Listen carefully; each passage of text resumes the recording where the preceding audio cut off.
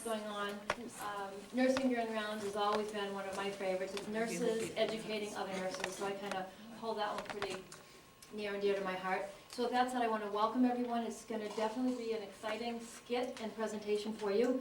With so many increasing patients coming in with substance abuse issues, mental health issues in general, and fewer services available, we felt this was an ideal time to tackle some of those difficult issues. Specifically, addiction will be one of the key points we're going to talk about. So with that said, I'm going to introduce Pam Duchesne, who's going to do a little opening for us, and then we're going to break up into our wonderful, funny skit.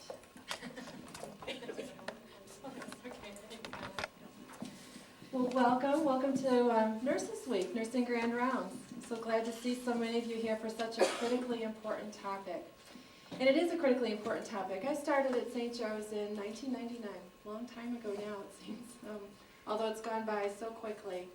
One of the first things that we had to do in 1999 as part of the budget crisis was to close the New Start program, which was a really sad time. At that point in time, our New Start program was averaging a half a patient a day. Now, if you want to know how that worked out, you'll have to see somebody who's a math major and accountant. Anyway, it came out to, some days they didn't have any patients in the program. Most days, in fact, they had no patients in the program. And other days, they might have one or two. But the program, in its heyday, did many, many good things. And you'll hear about the results of at least one person's experience through that program when you hear Sandra's story later this evening. But an incredible program. And so many of the staff members who were part of New Start are still a part of our staff now, still making a difference in the care that we provide to our patients. I'd like to remind you of something. At any point in time, we can travel a road that we least expect to travel.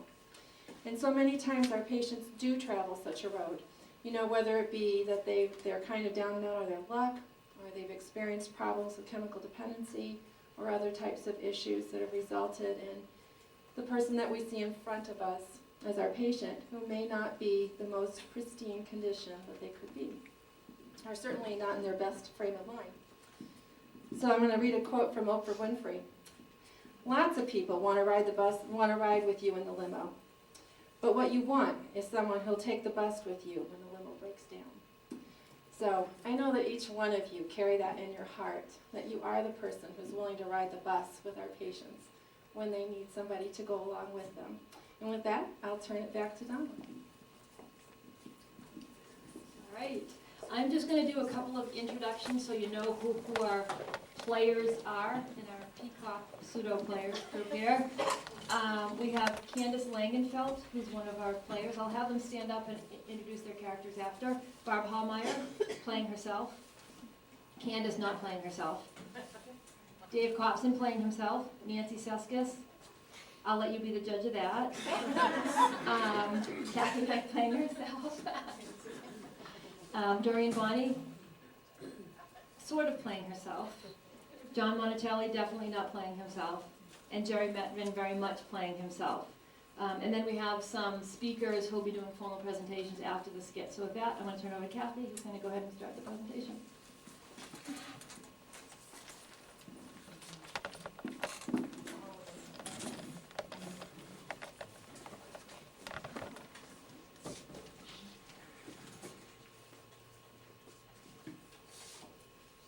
May 4th, 2009.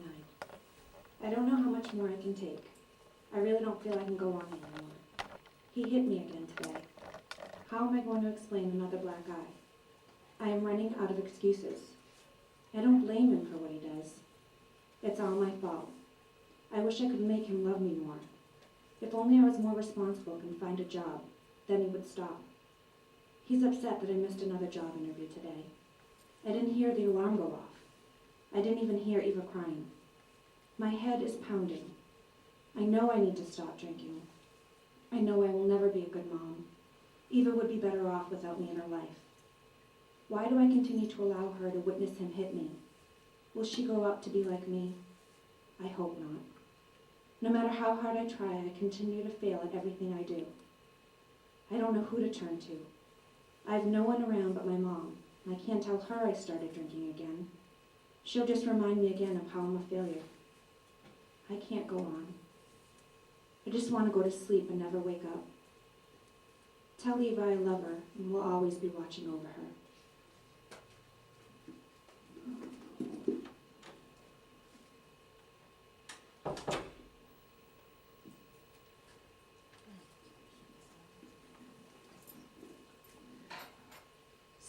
St. Joe's, this is Rockingham Ambulance Service calling with a 29-year-old female found unresponsive at home by her mother. Patient has a history of depression, alcohol abuse, and suicide attempt 6 months ago. Some pills and an empty bottle of vodka were found next to her bed. Patient presently is awake, drowsy, but arousable and cooperative. Blood pressure 125/62, heart rate 88, respirations 12, O2 sat 99 on O2, nasal cannula.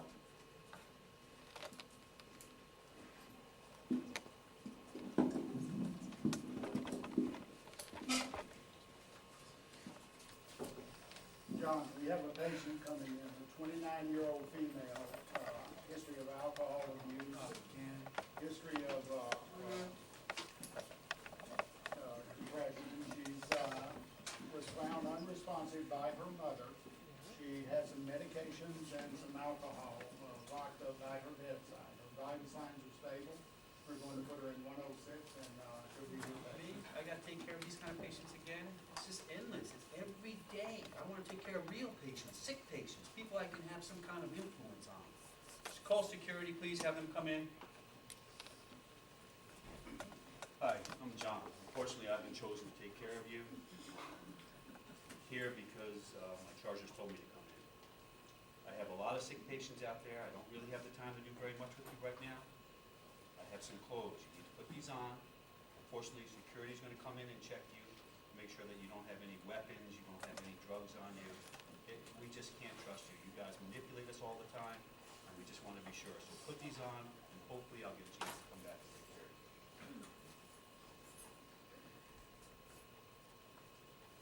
This isn't right. I really shouldn't be here. I just want to go home and finish what I started. I know I have more pills in here. Nobody at this hospital cares about me. No one cares about me at all. I'm just taking up one of their beds. I just want to go home. Hey, Jerry, thanks for giving me this patient, but I'm finished for the day. She's yours. You take care of her, because I'm going home.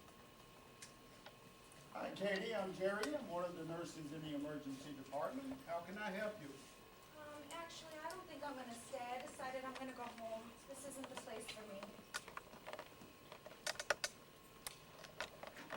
One of the things we do in the emergency department is we have green scrubs that we put on.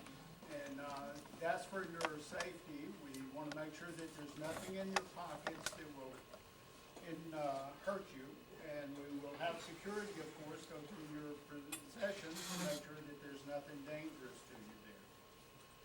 Would you like to sit a bit before you and talk before you make a decision to leave? Well, I suppose I could stay for a little bit. I'm still not feeling that well. My stomach isn't right yet. But just for a little bit, and then I want to go home. Well, Katie, can you tell me the reason you came into the emergency department and the reason you would like to leave? Well, it's just things have been really hard lately. I lost my job and I can't find another one. My husband is abusive towards me, but I don't blame him. It's all my fault because of the drinking. You see, I started drinking again and doing drugs. I had been sober for years, but with all the stress, I started drinking again. And it's really hard because I have a little one at home, my daughter. Her name is Eva, and I love her so much, but I just can't stop drinking. So I know I'm not a good mom. I'm not a good person. I don't think I can handle this anymore. I don't want to be here. So last night I took some pills and, my mom showed up unexpectedly and called the ambulance, and I ended up in your emergency department taking up one of your beds, and I'm sorry for that. I just don't know what to do. I feel like no one cares. Well, I'm really glad you came in. I'm sorry for your pain and difficulties. We have some wonderful resources here at St. Joseph Hospital that can help you deal with your difficulties and help you to make positive decisions. We have a social worker in the emergency room. Her name is Barbara, and she will help you to make decisions, and she helps patients in similar situations to yours. And would you be willing to let us help you? Would you be willing to talk to Barbara? I don't think it would hurt. I guess I could stay and talk to her. I mean, I really would like to get better, and I would like to be a better mom for Eva. So I think I'll stay. Okay, Katie, what I will do is I will go find Barbara, and she will give you the information and support to help you make those decisions and better your life. And I'll have you wait here, and there'll be an LNA outside the door. If you have any needs or you want anything, you let her know, and I will be back with Barbara as soon as I can. Thank you. You're welcome. Very kind of me. You're welcome. Maybe this is the best place to be. Maybe they can provide me with the help I need, and maybe I can make a better life. I certainly could use some support right now, and if they could find me a place for treatment, that would be great. Maybe they do care about me here. Maybe they can help save my life. Hi Katie, my name is Dave. I'm here to make sure that you're safe. I'm going to collect your items and place them behind the roll-up door. Do you have any other items? No, I do not. Okay, I just have to do a final check with this metal detecting wand. If I could just have you stand up. What are you checking for? Just to make sure that you don't have anything in your pockets that could actually hurt you. Okay? Okay, well thank you very much. I'll see you a little later. All right, thank you.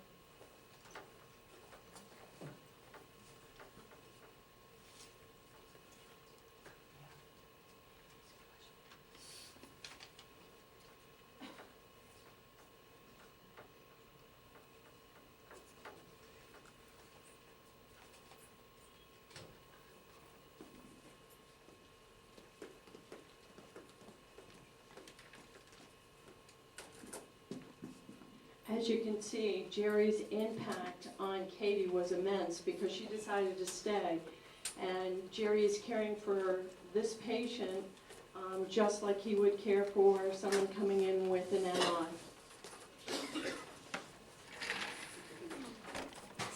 We're just transitioning because now Katie is going to be going to the medical surgical 6 West floor.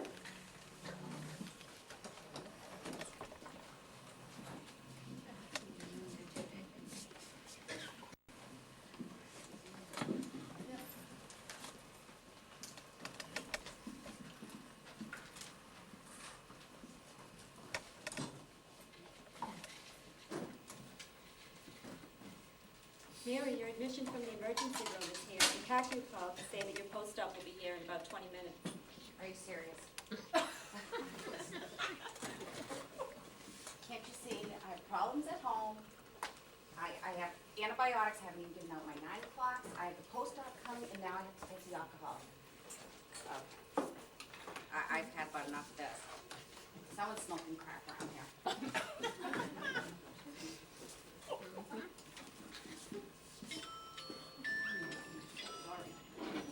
All right, where do we start? Okay, yeah. We need to listen to your lungs. You gotta put the green pants on. Okay. Did they give them to you? Yeah. Why aren't they on? All right, you need to put the pants on. Pants on. You know what, this isn't actually helping. I don't think this is the best place for me. This is St. Joseph's Hospital. Yeah, and I don't think St. Joe's is right for me. I think I'm Do gonna. you know the date? I'm gonna go home. You know what? I'm gonna go home. You wanna go home? I have papers right out there. Okay. I don't have time for I'll this. sign them. I will get you the papers. No problem. Mary, excuse me. No problem. Why don't you start patient's IV antibiotics in room 621, and you can take the next division. Maybe that'll give you time to get caught up. That'd be great. You take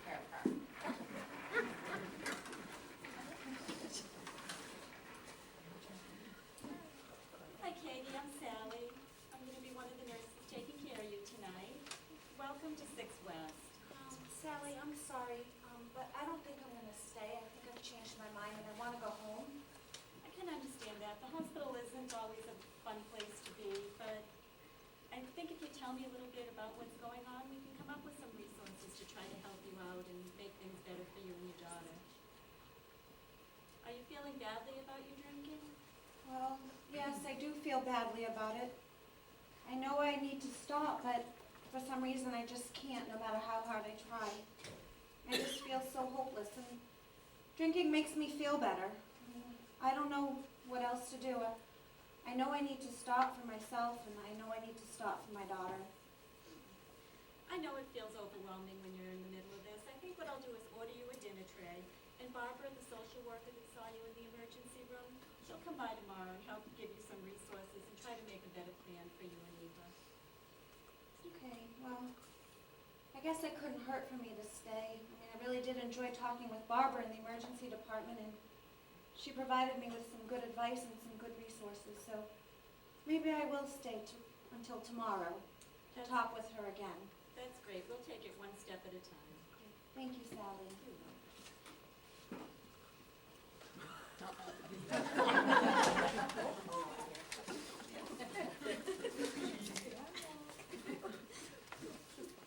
Hi, Mary. How are you doing? Were you able to catch up a bit? I did, and you know, I'm so embarrassed. I treated that patient from the ED terribly, and you know, that's just not who I am. I had one of those alcoholics last week, and there just seemed to be more and more of them every week, and it was just wrong, and I'm so embarrassed, and I'm sorry, but you know, she is so lucky to have a nurse like you. And that's okay. I wanted you to know she didn't sign out AMA, and Thank God. you know, you typically do quite well with patients, and you were just having a moment. Who knows, next time maybe you'll come to my rescue. I hope so. Have a girl.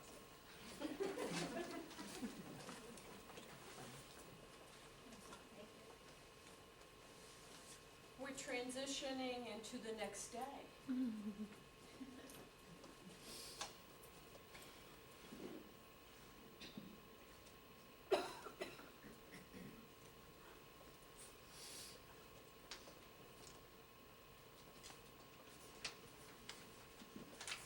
Hi. I came in to see how you're doing. I'm not doing that well, actually. In fact, the light is awfully bright. Would you mind turning it out? For some reason, it's really bothering me. Oh, sure. I'm sorry about that. I'm going to ask you some questions. It's going to help me determine if you're going to need some medication to make you feel better. Can you hold your arm out in front of you with your fingers? Yeah, I see you have a little tremor there, and your hands do feel a bit sweaty. I don't know. I just don't feel like myself. I have a really bad headache and feeling kind of sick to my stomach. I don't know what's wrong. Maybe I ate too much dinner last night. I don't usually eat that much, so. Do you remember my name? Yes, you're Sally. You're the nurse that I met yesterday, and you actually convinced me to stay to talk to Barbara today, so thank you. I'm so glad you did. Are you feeling nervous at all? Yeah, I feel really anxious. I don't know why.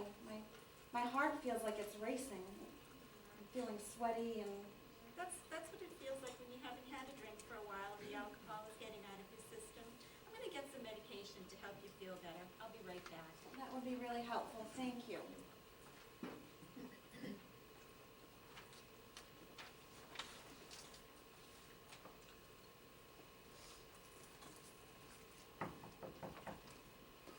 Day of discharge. Hey, Kate, how are you doing? I'm doing good today. I feel good. I finally feel like today's the day. I feel I'm ready to go home. I think I can do this. Awesome, that's great. I just came from team this morning, and the doctor feels that you're stable and ready for discharge too. I agree. All right, Yeah, I'm great. feeling motivated and I think I'm ready to stay clean and sober. Excellent. Listen, I wanted to take a few minutes this morning going over your aftercare plan. Is that okay with you?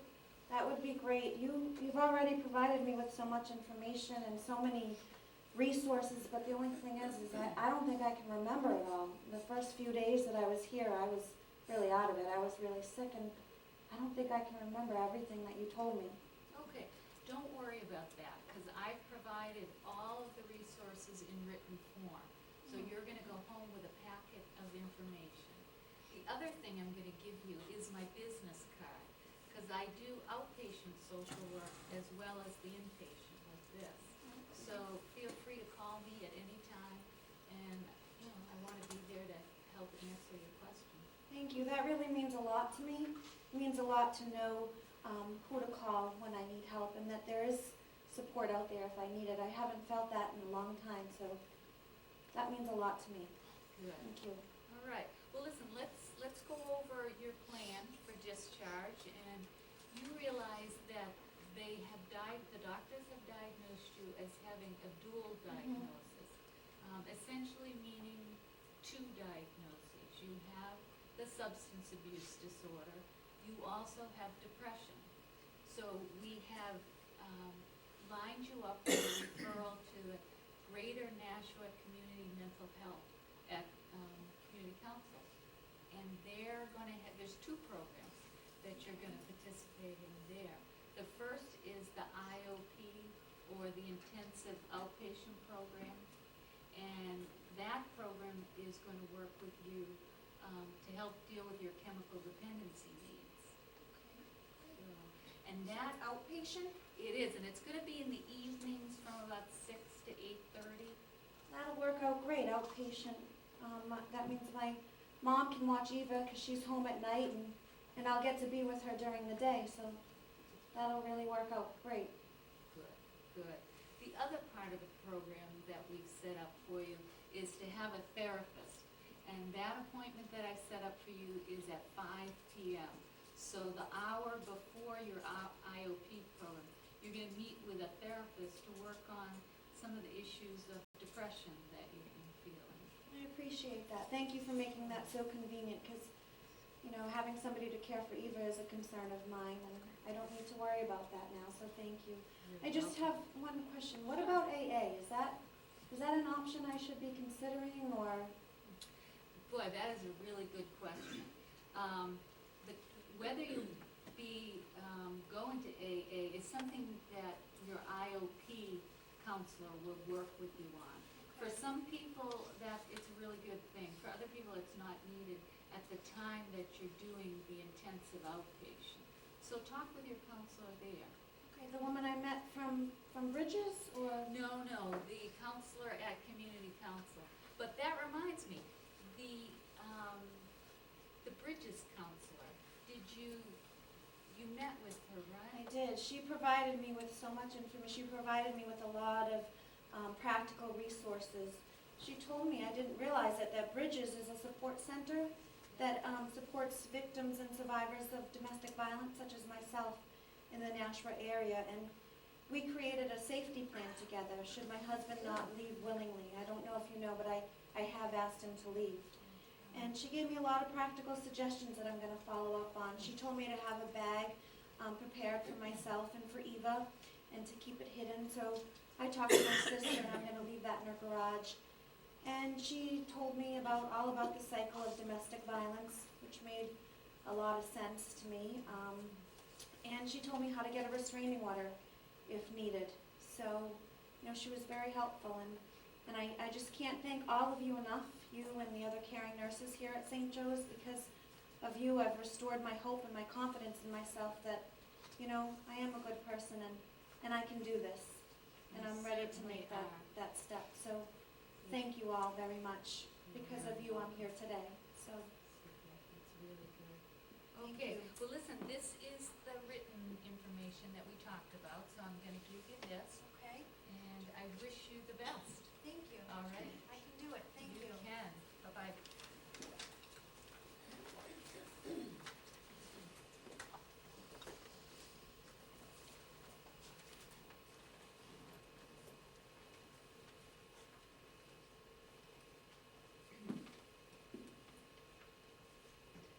May 4th, 2010. Today is a new day. It is the 1-year anniversary of my new beginning, my fresh start at a healthy, happy life. It has been 1 year since I had my last drink. So much has changed since then, and I believe I owe it to the caring individuals I met at St. Joseph Hospital, who taught me I had the strength to better myself and provided me with the means and resources to do so. I don't know where I would be today if it hadn't been for their kindness. There was one nurse in particular that I will always remember, for he may have truly saved my life. It was Jerry, the nurse I met in the emergency department, who convinced me to stay that day. Because of him, I'm alive and well today. I also thank Barbara for providing me with such valuable resources in the community. As a result, I can honestly say that I am a good mom, a good person, and committed to a job that I love. I have used my journey to help others who are in similar situations by counseling them and offering support. I know from firsthand experience that compassion, commitment, and caring can potentially save a life, just like the caring individuals at St. Joe's saved mine. Today is a new day, and I am thankful for that.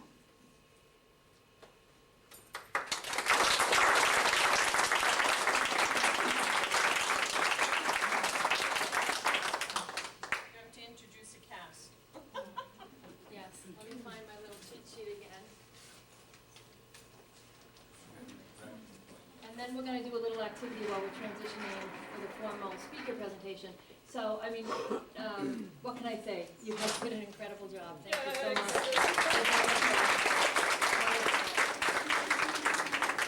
much. And those stories really do take place here at St. Joe's. We may not think about how that 2-second or 10-second interaction can make an impact, but truly that's what makes a patient's change lives. And we're going to hear from a nurse who in fact had that happen to them in just a minute.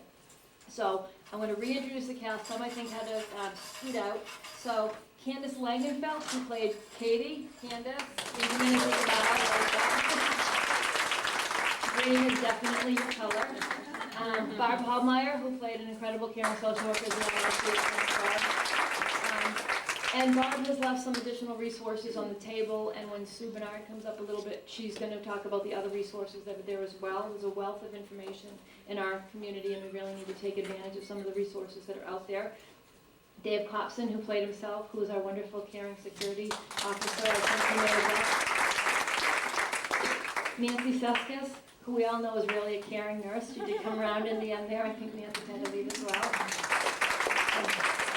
Nancy really shows us how sometimes we can be having a really bad day. We can have a patient go bad. We can have late antibiotics. And we just have to be aware of how that may affect the patients in our care. So it kind of helps us really remind us how we have to change sometimes when we go in to talk to a patient or a family member.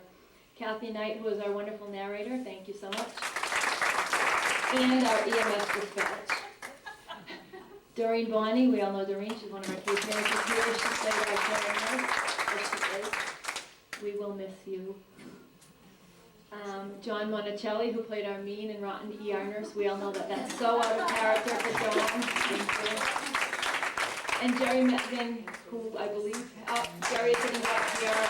And for those of you that know Jerry, that was so much within Jerry's character. I witness that care and compassion every day with every patient that he touches, so thank you, Jerry, for that.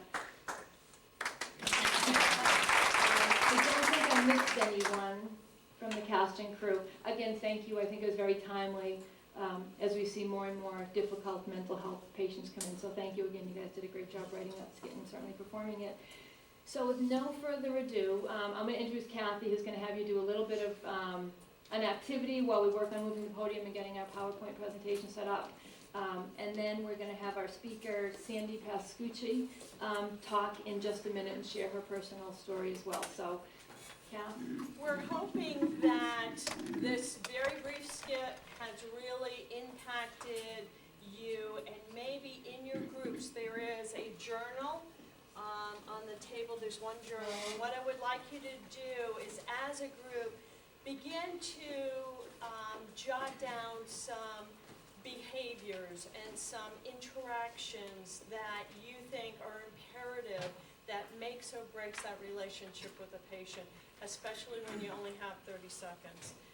We kind of did it in a very quick, but I'm wondering if we can just quickly go around your tables quietly jot down some notes for us, all right, as we transition here.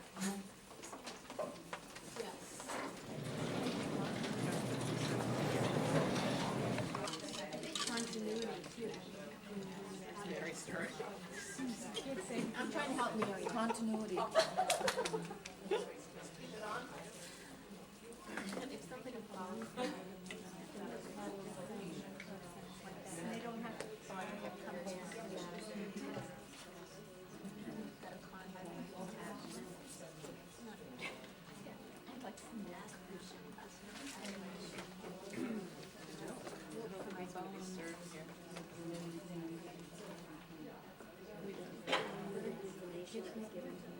I did.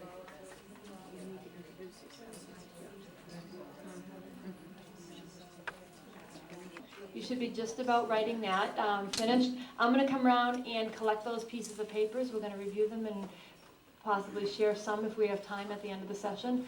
So with no further ado, I want to introduce our keynote speaker today, Sandra Pascucci. She's a nurse here in the state of New Hampshire, and I'll let her tell the story. So thank you, Sandy.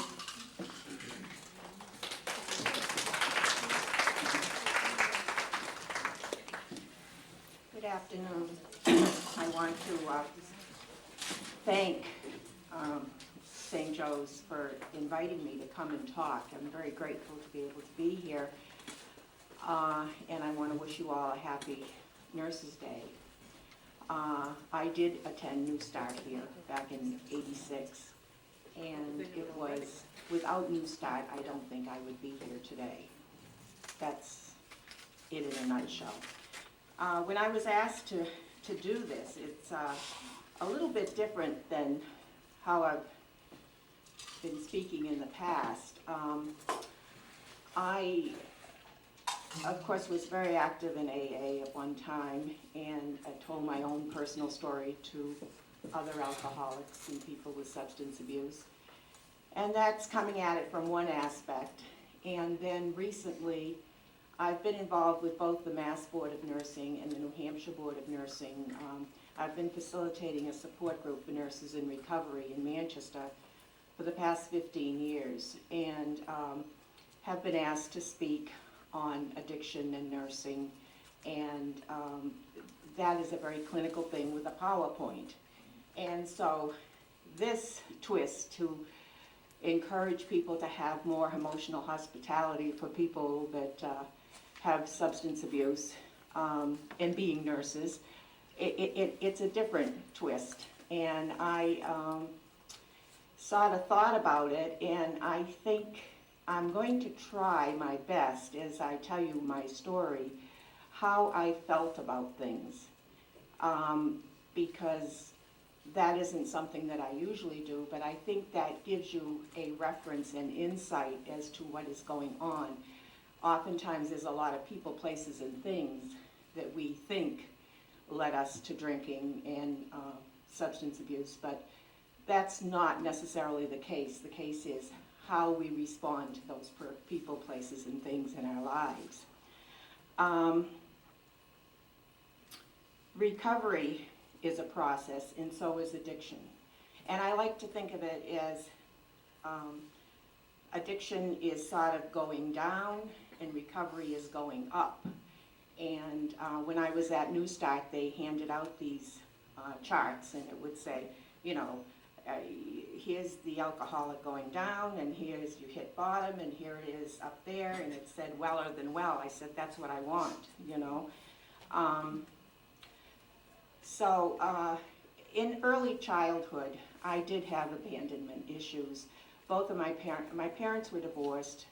Both were alcoholics. They died without really any recovery, but they died sober. And I, at one point, after my folks were divorced, I was boarded out back in the 50s, late 40s. That's what people did when mothers were alone with children. And, you know, you live in this dream world and you think, well, you know, my mother loves me so much that she can't take proper care of me, so that's why I'm boarded out. You get to look at that differently when you have children of your own. At least I did. I tried very hard to please people. I was very good at that. And I didn't think of it as abandonment at the time. I just sort of stuffed that away somewhere. When I got into high school, I was popular, successful, but inside I had low self-esteem. And I thought if you really knew me, you wouldn't like me. But nevertheless, I went on and I had some good successes as far as being a cheerleader, being Miss Central or whatever, and you know, you wouldn't know that. And then I got into a relationship that was abusive, and you'll notice many parallels with my story with the skit, and we really did not compare stories. It was just amazing when I met with the committee and they did the skit. I thought, oh, I can speak to that, you know. I was in an abusive relationship. I allowed that, and I came to realize that I was sick as the person that was doing the abusing. Somehow I thought if I was better, this wouldn't happen.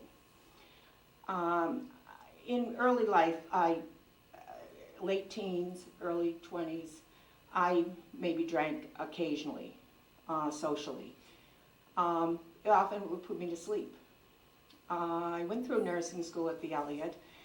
I went with a very dear friend. I went through high school with her, through nursing school, and we shared a couple of jobs afterwards. And then as I got married, and I did marry the man that was abusive, and he was abusive in the marriage, we were the best of friends. I know now that in the world of adult children of alcoholics, there were 3 of us in nurses training that sort of chummed together. And I think we were our own little program, you know.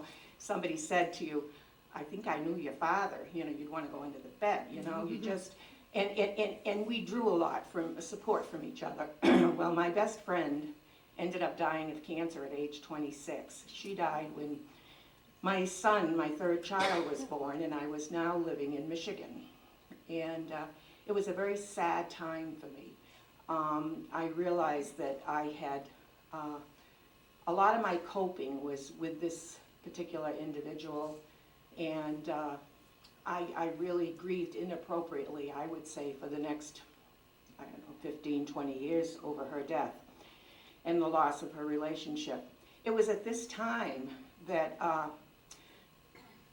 my husband at the time would come home, and he would, he gambled a lot when we were, and went to the clubs a lot when we were in New Hampshire, but in Michigan, people who knew us said, excuse me, said, isn't that good that you sit and have a couple of beers with him and watch Phil Donahue? Well, I didn't think that was so difficult, and at the time, you know, it just lifted, it just took away all that, it medicated that pain that I was stuffing, and it was an answer. I became pretty much a daily drinker at that point, and I would be very astute about if I drank 4 to 6 beers during the day, I'd make sure I put them back before he got home.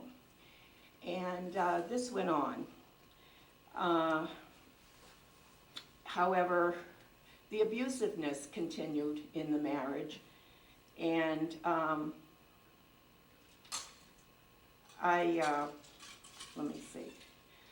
We moved back to New Hampshire. He bought a beer distributorship of all things, which wasn't, you know, I still had to go buy my beer, and he had the very poor fife and drum and that kind of stuff. Thank you.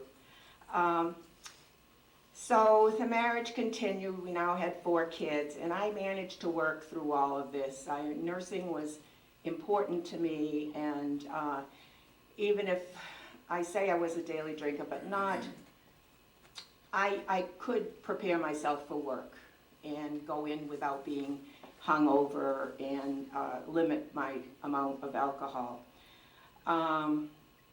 In 1982, we separated, and that's when my drinking really picked up. I mean, it just, I didn't have to worry about him coming home and finding me drinking, and I had distorted thinking now. Now I was thinking, well, you know, thank God I'm an alcoholic, because you know, I can drink. These poor souls that aren't alcoholics, I mean, how do they manage with life? you know? I really felt that way. And at the same time, I'd say I'm gonna quit tomorrow. I mean, it doesn't make sense, you know? I knew that drinking, I was going to, you know, my life would end early. But I wasn't about to commit suicide or something, but the world ended tomorrow, it'd be okay with me. And then this continued. I say the progression of the drinking so people could understand that are not alcoholics.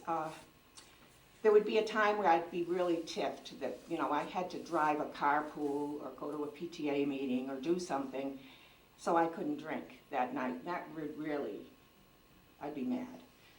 Then I would, it would get worse because I wouldn't go to those things and I would drink. And then of course the bottom of everything was I would drink and go. And I'm very lucky. And I thank God that I didn't hurt anybody, but I did drive and drink quite a bit. I kept managing to work. Work is often the last thing to go. And a lot of people, you know, I had a lot of people that would minimize my drinking or would rationalize that, you know, my life was pretty bad, people, places, and things and all of that, and I was pretty much supporting these children by myself. Well, eventually I got an injured knee. I fell bringing my beer home in the morning and it went flying all over the parking lot and I had to pick it up and get upstairs. I now moved to an apartment in Manchester. The thing that happened to me that I didn't, in a million years I didn't think that this would happen, is I couldn't get drunk and I couldn't get sober. And I had this impending doom. And I just didn't get the effect of alcohol. By now, with the injured knee and a 2 to 4 week time period of not working, drinking, then even if the knee got better because of the drinking, I couldn't go to work. So I called Dr. Van Oldenburg, who was a psychiatrist in the Nashua area that my husband and I had been to. He was manic depressive, and I talked to him and he said, "You've got a friend here." He says, I'll get you a bed at Newstart and you come tomorrow. Can you do that? And I said, yes. So my daughter drove me down and I called her and she came home from college and drove me. My daughter, who was in high school, said, "Can't you wait until April vacation? You know, I've got to go now and, you know, go stay with a neighbor and this is embarrassing and, you know, can't you wait?" And I said, no. So my daughter drove me down, and I went in and admitted myself and met Dr. Van Oldenburg. Later I found out that my blood alcohol was 0.3 on admission. I remember walking in, I remember my admission, the whole bit. Needless to say, I was on a lot of Librium. And it was by far the best thing I felt so safe. And I needed to be removed from all the things in my life to focus on myself.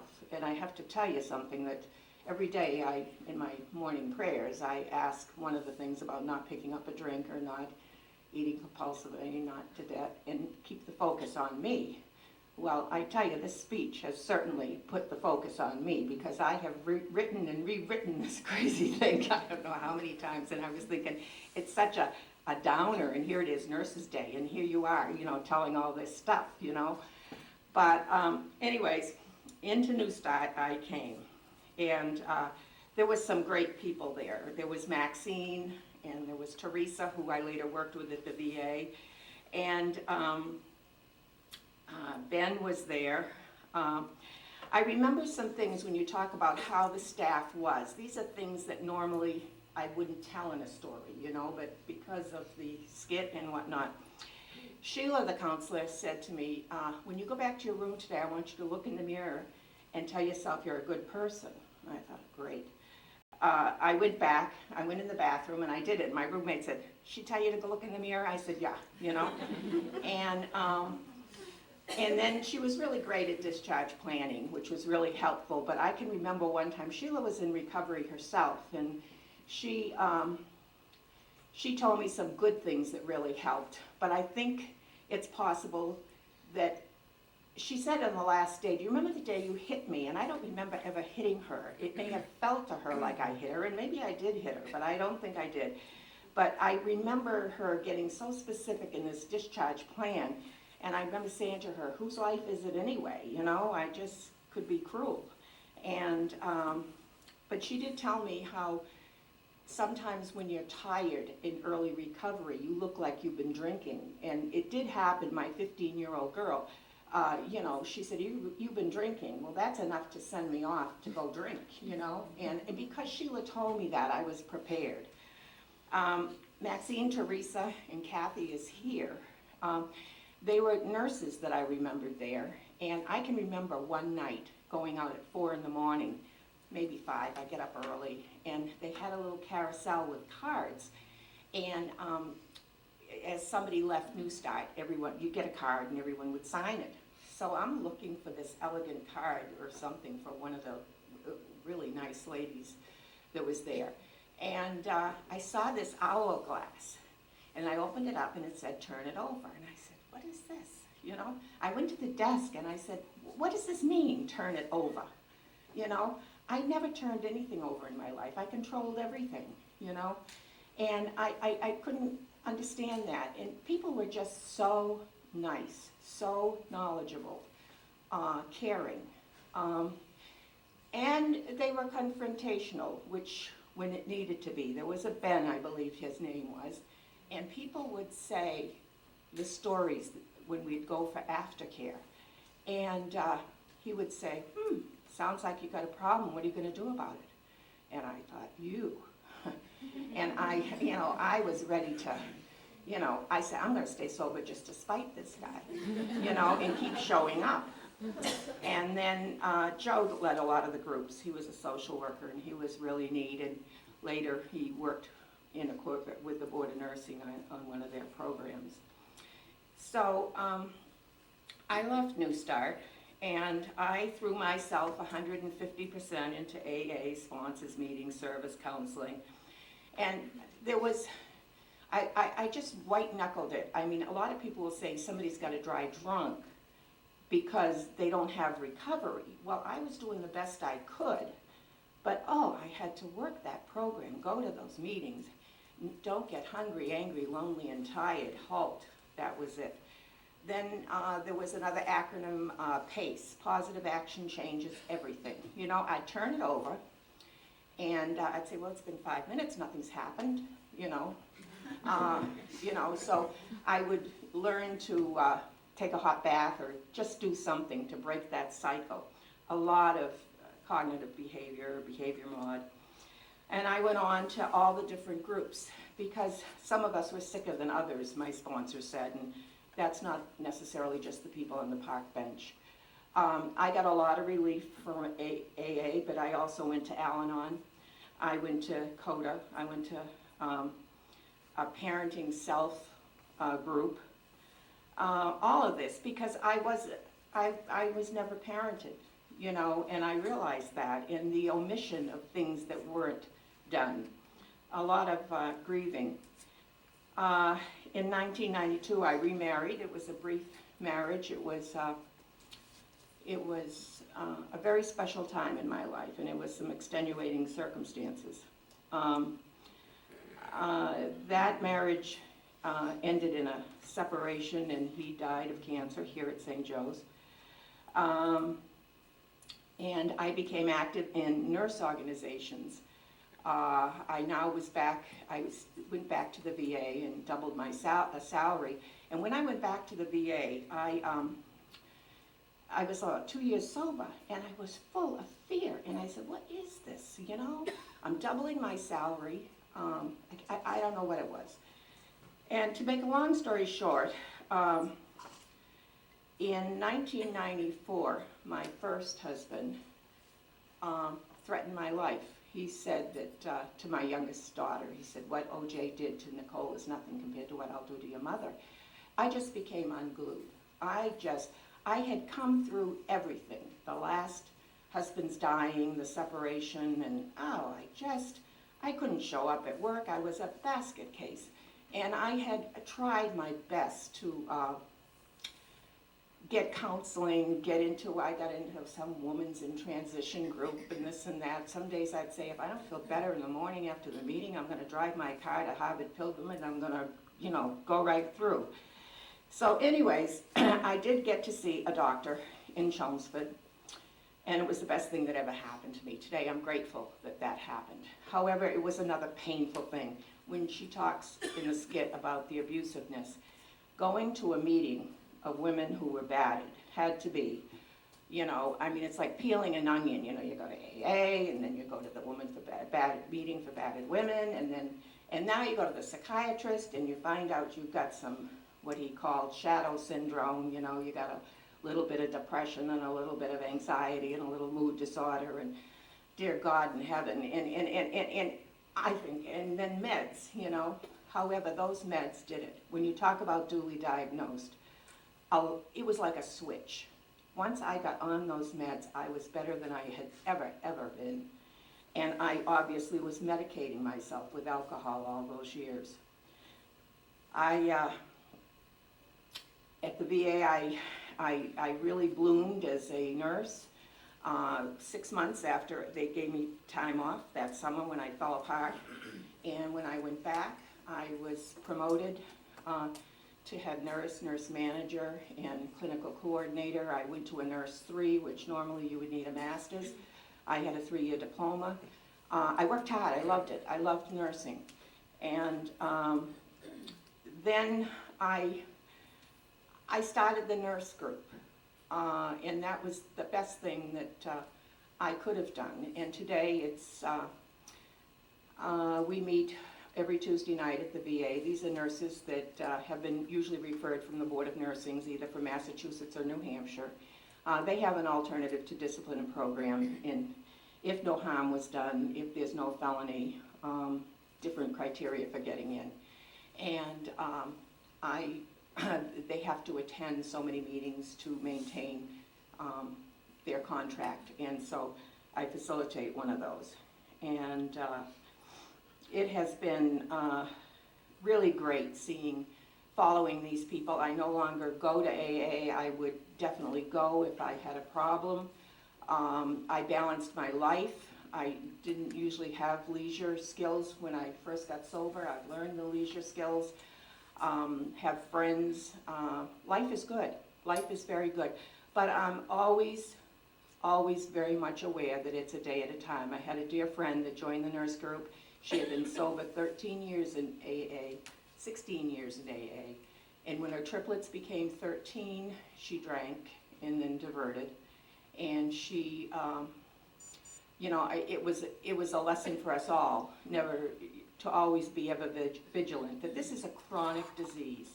And I am sober a day at a time. It's now 24 years.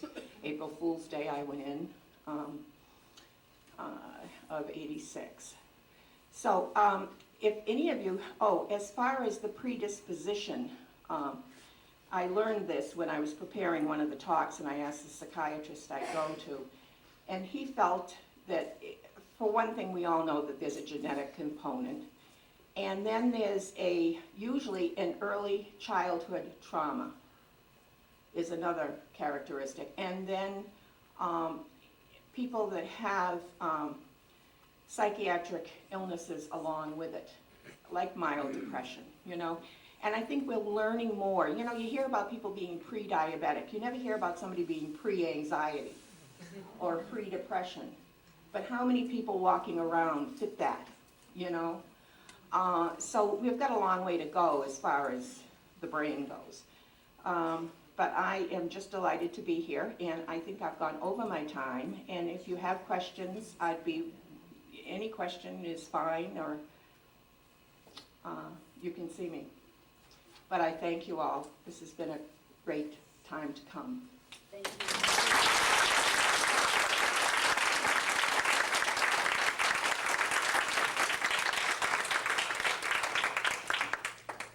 Okay, so I've met Sandy twice. Once when I got her name from the Board of Nursing, when I asked the chairperson if she could suggest any speakers, and I must say, Sandy, it was phenomenal. I sat there and I had everything I could do not to cry listening to your story. I'm privileged that you're a nurse and a peer, and I thank you for coming, and really, I'm honored that you were willing to share that story, so thank you so much.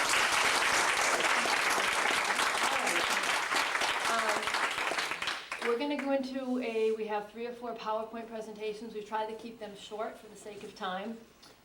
If you have any questions for Sandy at the end of the program, feel free to go up. She's more than willing to answer any questions. We can dispense hopefully some myths that you may have as well, and hopefully some of our presentations will answer some of the questions as well. So first thing I'm going to do is I'm just going to do a little bit of brief history on the Mental Health Committee. We're the ones presenting this topic tonight, so this is probably 7 or 8 minutes. I think there's 6 or 7 slides. You have copies of all the slides in front of you as well. So that's me. You all know me. Thank you again for coming. So it all started back in the fall of 2006. I'm going to turn this a little bit so I don't have it in front of me. There we go. It all stemmed actually from a Sentinel event. Here at St. Joe's, we're really working on getting transparent. We still have a long way to go, but we're definitely getting there. So back in 2006, we had a patient discharged from the hospital who ended up committing suicide within 24 hours of discharge. During the same time frame, we had a patient who was an inpatient who was found locked in a bathroom trying to harm themselves. As memory serves me right, it was a call bell in the bathroom wrapped around the patient's neck. And also during that same time frame, Joint Commission, there was a rash of this going around nationally. Joint Commission stepped in and they identified that we really needed to look at how, as a healthcare organization, hospitals identify patients at risk specifically for suicide. That was their new safety goal. So when we started this, it was all focused on suicide and what we can do for that. Of course, now we look at things like suicide and alcohol addiction, other substance abuses. Many suicide patients, alcohol, there's most often some sort of mental health illness, whether it's anxiety, depression, multiple things as well. So when we started this, we were really just looking at the suicide aspect, mainly because of those Sentinel events. And it really solidified our commitment as nurses to help care for these patients. These were some of the people that were on the task force and are on the task force now. Some people have come and go. Just so you can see, we've really made it interdisciplinary from day one, and it continues to be that way. Karen Beinhauer, who's from the Emergency Department, Security was involved, Barbara Dotson from the Sentinel Event Risk and Quality perspective, Pam, Jason, who's our social worker who does phenomenal things with those patients in the Emergency Department, John Infante, the Director of the Emergency Department, Candace, Dr. McGee has been a strong supporter since he's been here, Nancy Seskis, who's our Critical Care Director, myself, and Jen Tarosian, who used to be the manager on the Senior Mental Health Unit. We started meetings in 2007. We really looked at policy procedure and what we can do to implement screenings on suicide, how we can identify people at risk for suicide. We looked at protocols, resources that were out there, so we had a huge charge to begin with. We had a lot of obstacles that the committee or the task force originally identified. We didn't have safe rooms in the emergency department. We would bring a patient in and they would go in any room where there were things that could conceivably hurt a patient. Same with on the floors, we had no safe rooms. We were putting them in rooms where we were actually giving them the tools to harm themselves should in fact they choose that. We didn't have adequate monitoring systems. We had no way of identifying who was at risk and who wasn't. No screening in place. We had more and more patients coming in who were at risk for suicide or suicide attempts, as well as alcohol and substance detox as well, when we don't have a substance detox program here at the hospital. And it certainly, you all know it's a significant obstacle within the state of New Hampshire and certainly Massachusetts as well. We looked at social work coverage. At that point, there was no weekend coverage. Subsequently, we do in fact have weekend social work coverage. And we identified that many of these patients coming in with suicide ideations or actual attempts did in fact have substance abuse issues as well. We looked at what the Joint Commission, oh, I see a typo there, see, I did it really fast. Position, and St. Joe's actually took a little different position. We actually went a little bit more overboard than what Joint Commission does. They say that we have to apply all patients within a general hospital who have a primary diagnosis or complaint of emotional or behavioral disorder. What we did, we really looked at what were statistics within New Hampshire, and that age was identified at 14. So we looked at patients coming in 14 and screening those, not the 6-year-old, not the 8-year-old. And then the other part is Joint Commission wanted us to do assessment of patients with secondary diagnosis. We wanted to do primary or second or any history of it. So we now, as you all know, screen every patient. How is your life going on overall? Some of those questions we've since added to the admission databases. And are there any other stressors? And that's gone hospital-wide. Some of the other things, we also instituted the patient companion program. We have formal training once a year, so non-licensed staff can act as companions. It's just another set of eyes and ears. And another patient at the bedside is like, you know, we care about you. We want you to be safe. We looked at suicide-safe diets, finger foods. We were sending utensils to some of these patients, so we sort of retooled our whole policy.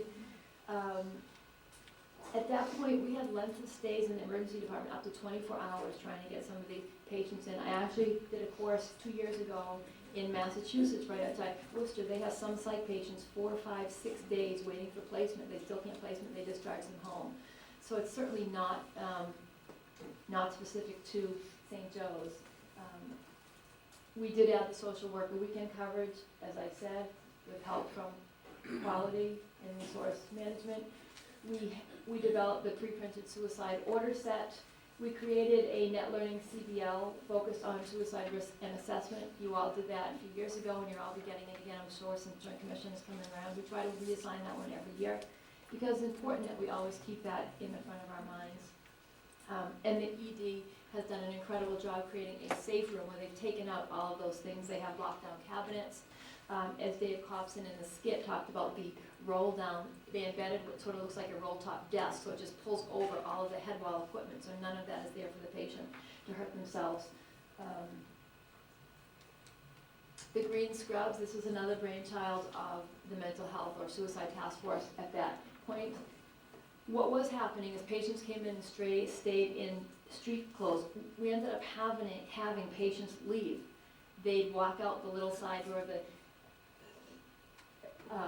emergency room, and everybody just thought they were a visitor, and they would leave. So we needed some way to identify them without making them feel, hey, I'm here, you know, for detox or suicide. So there was a lot of research that the committee did on the green scrubs. We also talked to, and dietary and environmental services, ancillary areas, had no way of knowing, was it a potential suicide patient, was it a detox? Could they be at harm, or were they giving something harmful to the patients? So again, all of these things here were a way for everybody interdisciplinary to recognize a patient at risk and obviously keep ourselves safe as well. At the same time, about 8 months later, we had an addiction committee running as well. They were looking at alcohol, substance abuse, things like that. And it was a spin-off from the Suicide Task Force, as I said earlier. They also looked at policies, procedures. It was the same members, and it was really a duplicate process. So we kind of looked at how we can combine. We also had another committee as well, so we had 3 committees almost doing the same thing when we identified a lot of the suicide patients had addictive issues as well, and mental health issues in addition to addiction. So we did end up in 2008 merging the addiction and detox and suicide, and ultimately it formed the mental health committee, which is where it is now. Many of the same people still on it. Sue Bernard came on somewhere. I don't think Sue was on in the beginning, or she may have. She joined us. Sue, as you all know, is our, she's a nurse practitioner here, and she's our trauma liaison as well, and she's been instrumental in really doing some alcohol, substance abuse in trauma patients, doing a lot of community service. She's going to talk in a few minutes about some of those things as well. So not only are we helping our patients here, we're going out to the community as well, and also bringing education to our nurses. So mental health committee now, our focus is, we've started to incorporate case studies, difficult cases, so we can all sit and, should we have done something differently? What could we have done differently? We're still looking at policies and processes, they change all the time, increasing education and awareness, not only for staff, patients, community as well, and certainly family members. Families struggle with this. Sandy talked a little about her daughter and the parenting and things like that. It's not just the patients, we have a whole family system that we're working with when these patients are here. They're also looking at nicotine, we have order sets, CY, you all, there are 3 or 4 at your table, Sue's gonna talk about those as well. And really collaborating with all of these patients through all of these issues. Care and compassion is really our focus. It doesn't take, it takes a small, a 10-second interaction sometimes to change the lives of these patients. So we're really trying to get the word out, you know, we need to have empathy. Yes, we have to set limits and things like that, but we have to look at what brought them here. We have to look at some of those other situations as well. We're always looking for members if it's something that you're passionate about, something that you want to be passionate about. We would love you on the committee. You can contact Dr. McGee, Jen Richards, myself, Sue, any one of us, and we welcome members on the committee. We try to meet every month, doesn't always work out that way, but we try. So with that said, I'm actually gonna turn it over to, I think Sue is next. I'll save the questions till the end.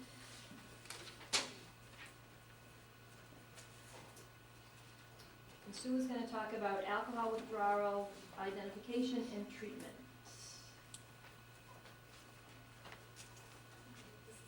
Yep, just turn it down. Thank you, Donna. Hi, everybody. Just real quick, 2 things. One, the reason, like, why is the trauma coordinator talking about addictions?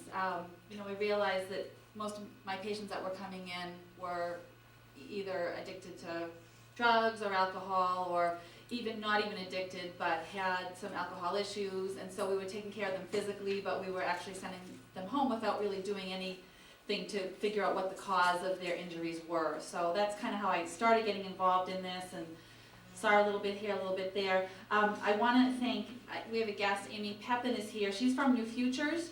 New Futures is an organization that Candace and I have both kind of gotten involved in the fray of it. It's a nonprofit advocacy group. They work a lot through the legislature, and their 2 things that they focus on is decreasing underage drinking and trying to help increase access to treatment. And that's a big issue we have in New Hampshire as a whole. But, you know, in Nashua, that has been one of our big, huge things. And actually, believe it or not, Amy and New Futures has helped Southern New Hampshire Med Center and St. Joe's work collaboratively to try to help the Nashua community increase access, so we can get some of our patients out of the emergency room quicker, we can get people to where they need to be, because sitting in the ED for 12, 15, 3 days, or even detoxing on our med-surg floors, which is what's happening now, and the nurses are trying to do a great job with that, but it's not exactly the best place for these patients to be going through this. So we're trying to, make the community a better flow for these patients. So with that being said, thank you, Amy. And there's some information on the back about New Futures as well. All right, let me go forward. So alcohol abuse, incidence and complications. 20% of patients in hospitals meet diagnostic criteria for alcohol dependence. 50 to 60% of patients admitted with trauma are alcoholics, so this is a big part of the trauma population that I see. Alcoholic patients in an ICU have 50% mortality rate compared with 26% in a non-alcoholic patient. 10% develop seizures, which we know can be life-threatening, and 5% of patients will develop DTs, which with a mortality of 2 to 10%. Not treated, these patients can die, so we really need to be aware of this. So, when you have these patients come in, and I know this is really difficult for us as nurses to really ask the hard questions of these people. What is their current and past alcohol use? I mean, do you drink? Okay, yes, and then we leave it. That's not going to really help us take care of that patient. We need to know, do they have a family history of alcohol? Have they had withdrawal symptoms in the past? Have they ever had an alcoholic seizure? Have they had hallucinations? Have they gone through DTs before? These are some of the things we need to know to take care of these patients. We need to know what kind of alcohol they ingested, how much, how often. So we really, sometimes it's a very difficult question for us to ask, and sometimes it's difficult for the patients to answer. And that's okay, but we at least have to non-judgmentally ask this and try to find out, because it truly is going to make a difference in their care.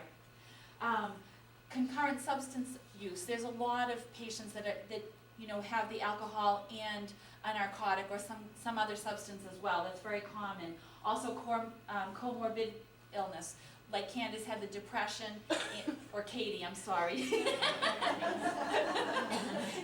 Katie had the depression, and the alcoholism going on. So a lot of times that happens as well. And exactly when was your last drink? Because we really need to know that. Sue, can I say something really quick? Yes. Hi, I'm Amy from the future.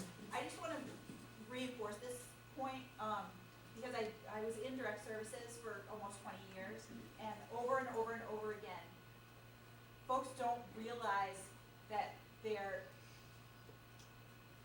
gotten to such a stage that their drinking is part of the problem. Folks just don't realize it. Folks are like, really? Drinking 8 beers a day isn't like what everyone does? Because the other people that are around them, that's what they do too. So, frequently, two things. So frequently, one is that they don't realize that the problematic behavior that's happening. And this is a chance to start with just a brief education that gets a thinking process going in a different direction. And the second thing is that more often than not, you will find that people answer this question, and they answer it very straightforwardly. They're not ashamed, they're not embarrassed, they're not any of that. It's like, oh yeah, I had 6 beers this morning, drinks this morning before I left the house. They're just gonna tell you. The last piece of that is that over and over and over and over and over again, when I talk to people, they are disappointed that nobody ever asked them, or nobody ever told them that wasn't. Like, how come when I was 25 and having all these interactions, nobody was telling me this, and now I'm 45 and dealing with this issue. And I find, when I explain it, this is part of our nursing care. We're doing this for their benefit. You're not being singled out. I ask everyone the same question. Everyone that comes in here, they get the same question. You do find that they will be more honest depending on how you present it. So, one of the things that we do at St. Joe's, we do a structured assessment form, which is our CWA scale. And initially, the CWA and it's called Clinical Institute Withdrawal Assessment for Alcohol Scale. So initially, there was 15 questions in the first CWA, and then it was revised down to 10 questions, which is the one that we use. So that's the CWA AR, it was revised.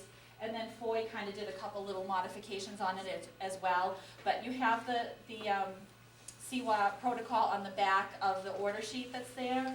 So that's what we use in the hospital. I've heard from different nurses on the floors and even in the ED that sometimes it's very confusing. Sometimes it's hard to figure out exactly what we're supposed to be doing, when we do it, how do we ask the questions. So that's why we kind of threw this in today. It's a 10-item scale. It's well validated. It's very high reliability. So it's been used, researched and studied. The clinician gives a score for each response. Most of the questions have a 0 through 7, except the last question, which I think is about sensorium, is 0 through 4. And these are the 10 things. You're asking about nausea and vomiting, tremor, sweats, anxiety, agitation, tactile disturbance, auditory disturbance, visual headache, orientation, clouding of sensorium. So, when I was looking at this and researching this, there's actually some hospitals that do the CWA scale on every patient that comes in through their emergency room. It's almost like a screening tool. This is not a diagnostic tool, it's an assessment tool. So nurses do assessment, this is part of our assessment. So really, I feel like, and I could be wrong on this, but I feel like you can start it at any time. You can never be wrong to start the CWA scale, because I think that's one of the questions we always have, when can we start it? I know in the ED, I'm always like, when do I start it? And I think you can never start it too soon. If you have an indication that someone might have issues with substance use and might go into withdrawal. So that we're getting a trend for them. So you may do the scale, and they may come out low so that we're not giving any meds, but at least we've got a starting point to go by. If we're waiting till they're already going into withdrawal, then we've kind of missed the boat a little bit. So So 8 to 10 would be mild, 10 to 15 is moderate, greater than 15 severe, you have impending DTs. So it's been found to be an effective guide in assessing alcohol withdrawal and directing medication administration. Before scales like the CWAS scale were developed, what they did was you'd have like, give Ativan Q4 hours. And it wasn't, the way the medication was ordered wasn't ordered according to the patient's symptoms. That's what the CWAS scale does. It helps us to order medication according to the patient's symptoms, so that if your symptoms are less severe, you're getting less medication. And as they get more severe, you get more medication, trying to prevent going into the DTs. So again, note that withdrawal scales, they're not diagnosing withdrawal. The diagnosis is already made that this person is an alcoholic, or they're addicted to narcotics, because that's a very similar scale, and that we're doing an assessment to find out the severity. Try to catch it before it gets too bad. Does anyone have any questions on that? Does that make sense? Have you all done the CWAS scale? So this is the scale, and you guys have that on the table. So, you do the scale, and then according to what you get for a score on the back, you kind of bring it forward to the front. This is where I find it confusing. You really have to read closely, day 1, and how much medication that they're going to be getting as well. But I think, I know there was a situation in the ED that I had a patient come in and someone just kind of ordered a med. They didn't order the CWAS scale or anything like that, they just kind of ordered a med. And, I kind of said, I think that we should probably do the scale and order the meds according to that. So sometimes you'll find that they may just order, Ativan, whatever, 1 milligram PO. But really, this is going to be a little bit better, because as the symptoms worsen, you're working with that. And then, it goes according to days. So, like I said, I think if there's a question about when to start it, it really can be, you can never start it too soon. If anything, starting it too late is going to be more of a problem. And it's pretty, straightforward on the back of it as far as what you're asking the patient, what you're looking for, things like that. I mean, I do find for myself that some of it is objective. I'm trying to figure out between this and this as far as their anxiety, or this and this. But I think, again, good history, good questions is going to give you a little, more accuracy. So when the scale was used, patients with greater dependence and hence worse withdrawal received more medication. Talked about that.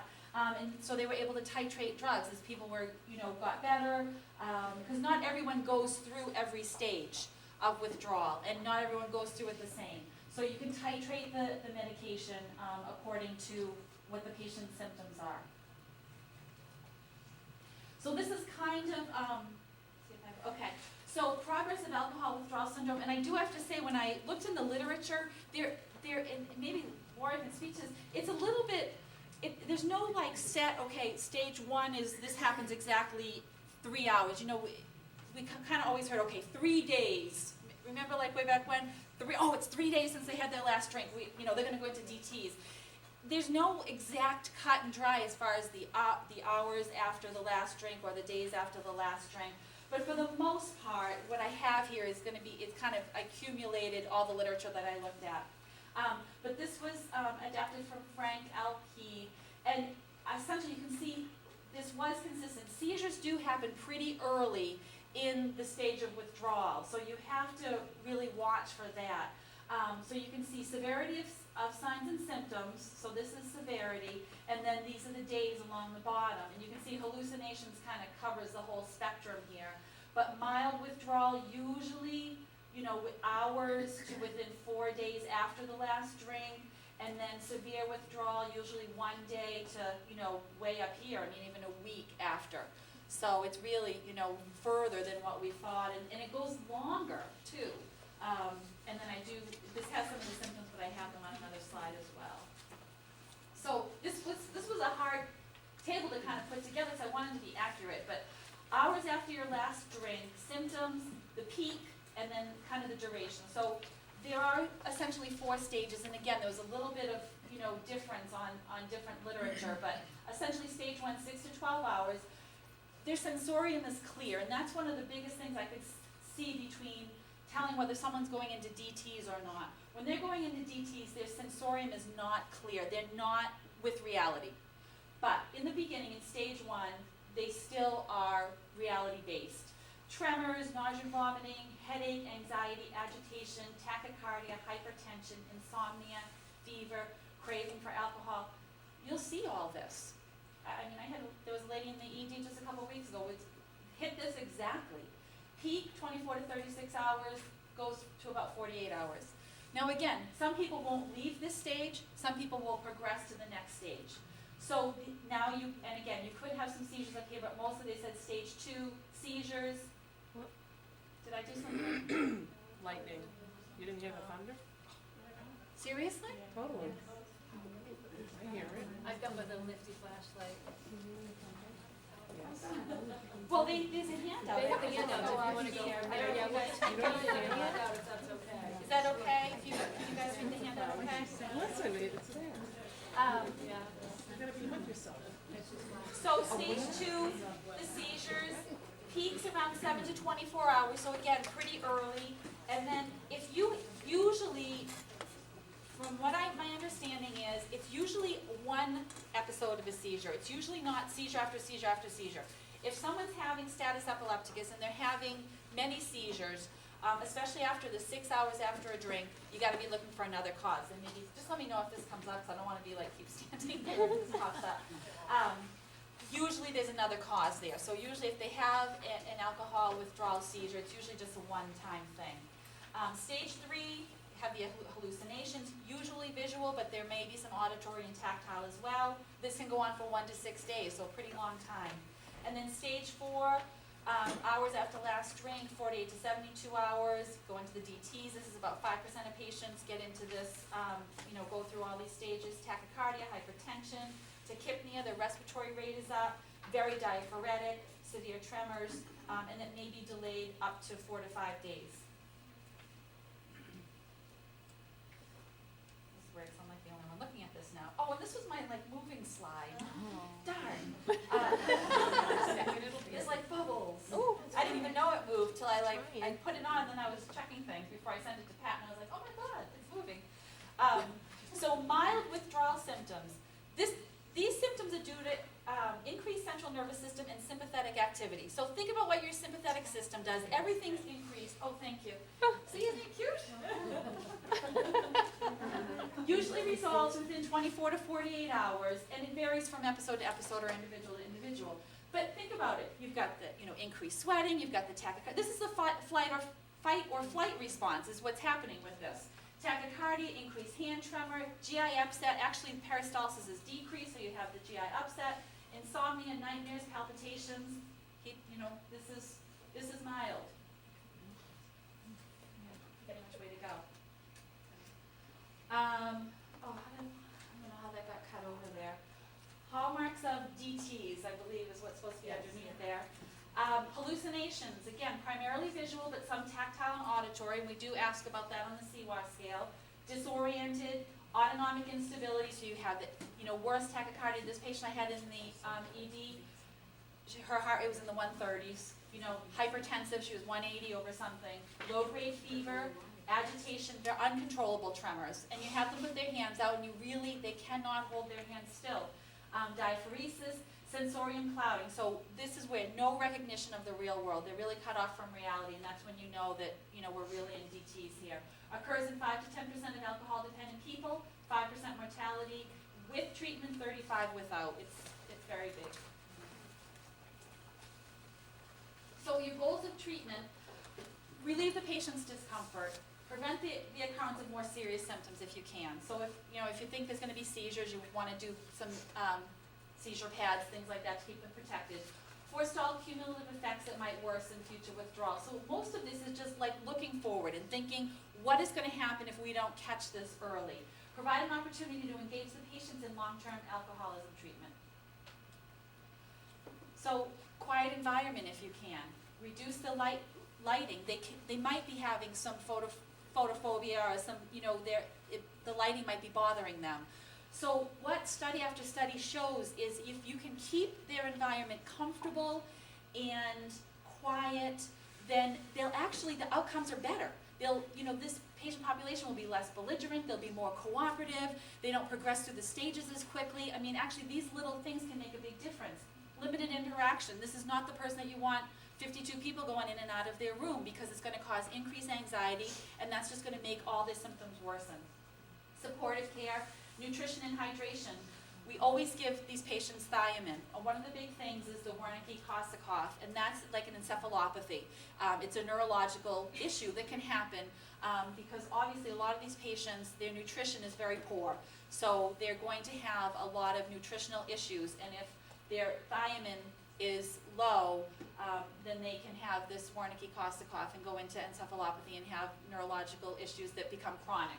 So we need to take care of that. Folic acid, fluids, electrolytes. I mean, if they can't take oral, obviously they're gonna have an IV and they need to be hydrated. Try to orient them as much as possible. Seizure precautions, brief interventions motivate to change, which I'll talk about. And then we have the pharmacological treatment.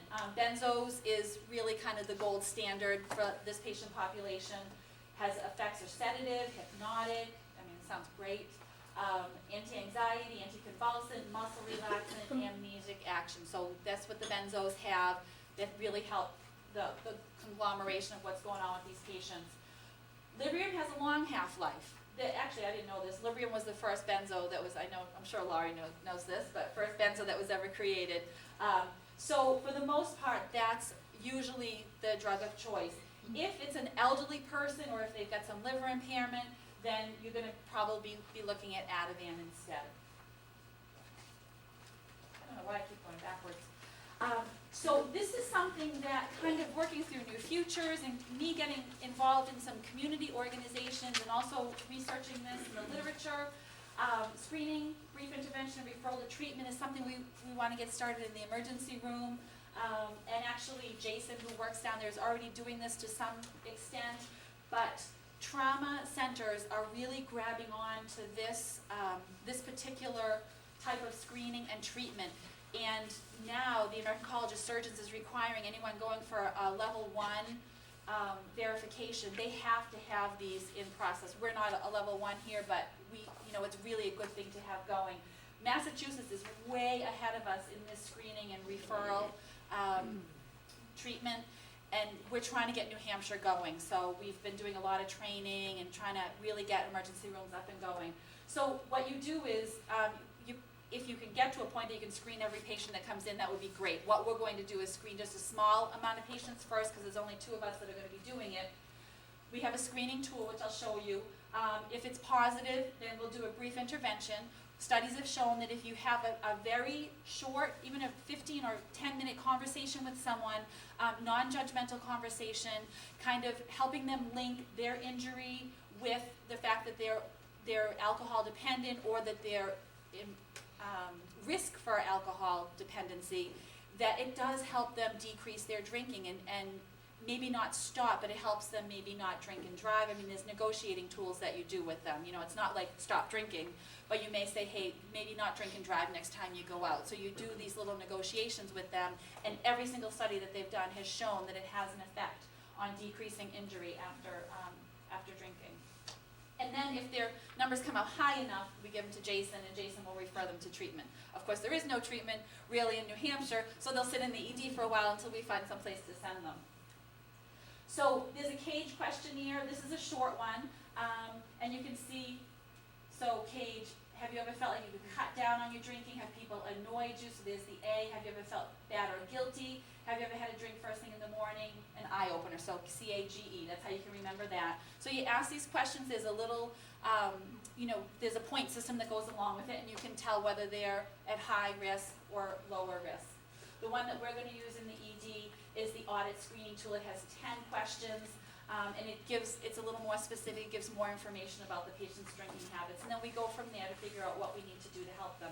Again, we ask their permission. They don't have to do this. If they want to say, no, I want nothing to do with this, that's fine. But like Amy said, there are a lot of patients that they're just waiting for someone to ask about this and to say, we want to help.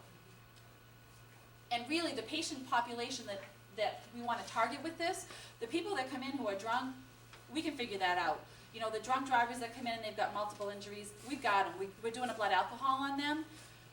The patients that I would like to catch are the ones that are and I don't want to stereotype anyone, but I have seen this, the elderly that fall, they break their hip, they don't want to bother anyone that night, so they don't call their kids till the next morning, and they come in and have surgery. We never recognize that they had 5 glasses of wine that night, and someone, needs to put 2 and 2 together.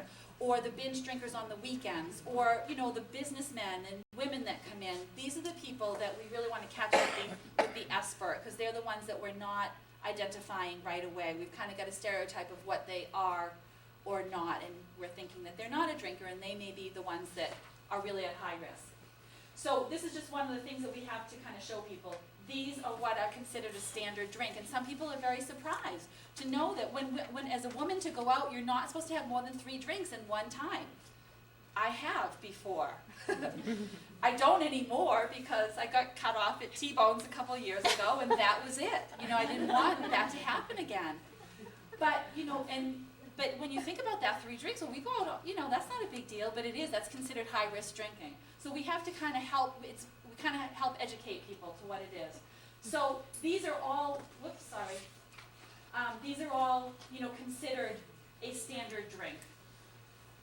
And it's, it's good education for people. Because again, I've had a beer. Well, there's 12-ounce beers, there's huge beers, there's smaller beers. You gotta give them the right information. So if there's any questions, these are great resources.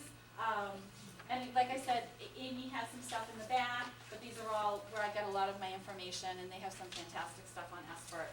I'm sorry to go so quickly. Are there any questions about anything? I have a question. Sure. That little diagram that you had on the Yes. computers, is that anywhere where we can read it? It's not printed. Well, I think, can you read the, where I got it from? Oh, this one, the National Institute of Health. Well, that's from the National Institute of Health, and if you go on their website, they'll, and like Google standard drink, you should be able to come up with 1 million of those. If not, I have some in my office. Absolutely. Absolutely. Thank you, guys. Thank you, that was great. If anyone has any questions for Sue, she'll be available during dinner. Feel free to go up and ask her, and she's always available in the emergency department. So we have a couple more brief presentations before dinner. The first one is Lori Fox, who's a nurse practitioner here at St. Joe. She's going to talk to you, and as Sandy mentioned too, about alcohol as a chronic disease. What a great program, but I know you're all sitting here very, very patiently, so I'm not going to repeat everything on the handout. A couple of things that I wanted to just follow up from Sue's talk. Sometimes people are up on SAMU and they're going through detox, and families will come in and say, when do they start the counseling? During the detox is not the time for intensive counseling.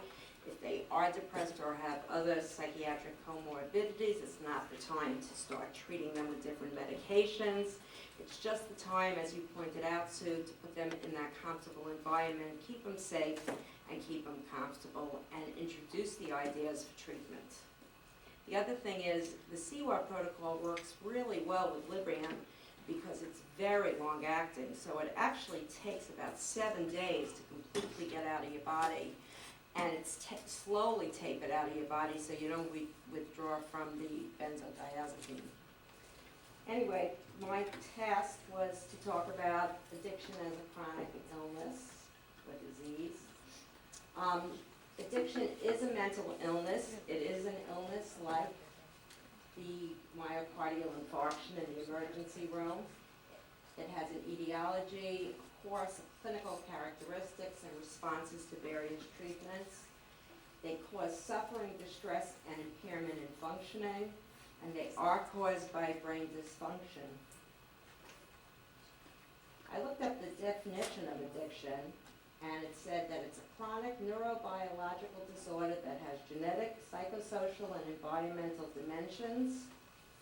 It's a recurring compulsion to engage in some specific activity despite harmful consequences as deemed by the user himself to his individual health, mental state, or social life. So a lot of the things that one could become addicted to are things that we all do, as you'll see in a few minutes. But it's a question of to what level are you engaging in this activity that is disruptive to your life.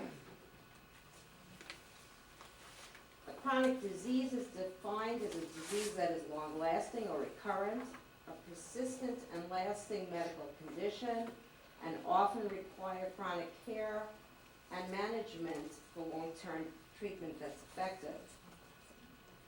So, as we saw in the skit earlier, and John did such a good job expressing his displeasure with that patient, people with addictions often have behavioral characteristics that are less than desirable. They're compulsive, they are repeat offenders, they're back in the ER repetitively, they often make poor judgments, they continue using or doing the behavior despite its detrimental effects. They often will lie, deny, rationalize, blame someone else. They're often self-righteous and resentful towards others. And I don't know if anyone's ever met people who feel entitled, everything's focused on them, they're extremely needy. But underlying that is often hopelessness, shame, and weakness and fear.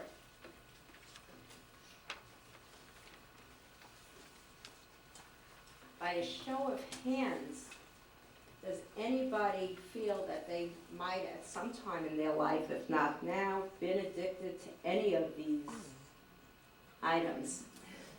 Not me. If it was 50 years ago, probably 2/3 of the people here would raise their hands for cigarette smoking. It was very common. Food? Count me in there. There are people that use exercise addictively. They do behaviors destructive to themselves to cause the pain, because that pain, feeling of pain is addiction. Shopping could be addictive. Spending all day and evening on the computer. It depends to what extent these behaviors are done. Addictions cause many of these feelings: guilt, shame, hopelessness, failure, rejection, anxiety, humiliation, and of course medical problems, and our keynote speaker alluded to a lot of those feelings. A couple of things about recovery and treatment. Some of these things I've heard Dr. McGee repeat over and over and over in all the years I've worked with him. Nobody does recovery perfectly. It might take many, many attempts. It might be the 10th intervention by medical staff that somebody finally says, hey, I need to do this, I can do this, I feel like this time it's going to work. Nobody does recovery alone. Whatever someone's support systems are, it's important that there's either a counselor, a therapist, some sort of healthcare provider, a group support, but very rarely do people succeed doing it alone and hiding it. No single treatment is appropriate for everyone. Treatment plans need to be assessed and modified as time goes on, or with each attempt at stopping the addictive behavior. Counseling and other behavioral therapies are critical components of treatment, and recovery can be a long-term process and frequently requires multiple episodes of treatment. How many times as a nurse have you thought to yourself, oh gosh, here we go again, this guy was here 6 months ago and he detoxed before?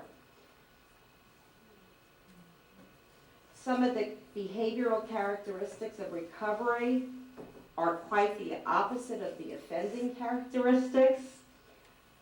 People start owning up and are accountable for their behaviors. There's more truth and transparency, honesty, remorse, giving, hope, gratitude and appreciation, and it takes a lot of strength and courage. Any questions?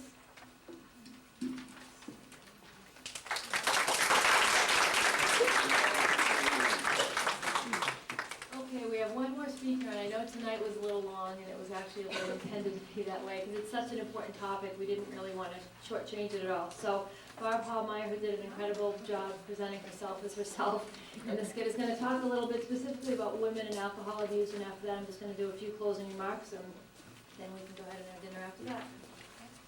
I will speak as quickly as I can so we can eat. The information that I'm speaking on tonight comes from this article. It's called Alcohol, a Woman's Health Issue. It's put out by the Department of Health and Human Services. Oops, sorry.